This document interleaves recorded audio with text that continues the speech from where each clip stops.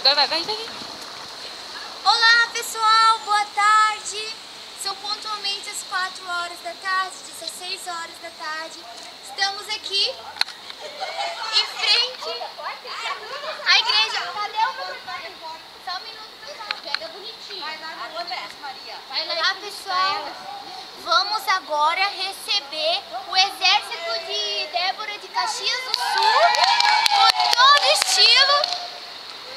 Aqui vamos pegar uma palavrinha rapidinho com a comandante Mônica. Estou um pouquinho atrapalhado, está meio chuvoso o clima, mas vamos lá receber nossas irmãs. Estamos crendo no Senhor que será uma bênção. Vamos cobrir, pessoal! Olha, a comandante A comandante do Exército de Caxias do Sul vai ser entrevistada agora. Uma entrevista! Entrevista, irmã. Olha aqui, Deus pessoal, abençoe. vamos receber uma palavrinha com a irmã Mônica, a comandante do Exército de Caxias do Sul. A palavrinha com a irmã Mônica. Paz do Senhor, irmãs, é uma grande bênção estar aqui. Todas nós, do Exército de Débora de Caxias do Sul, também da Orquestra Sinfonia de Caxias do Sul, Sinfonia do Louvor e os irmãos acompanhantes. Estamos muito alegres por estarmos aqui comemorando o aniversário do Exército de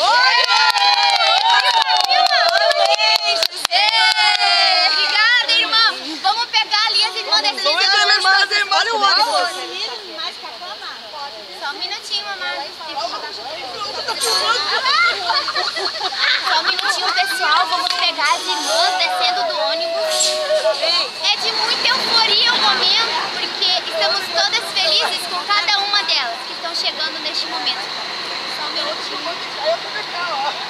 Vamos dar pausa. Filma. Irmã Rosane, tem como dar pausa?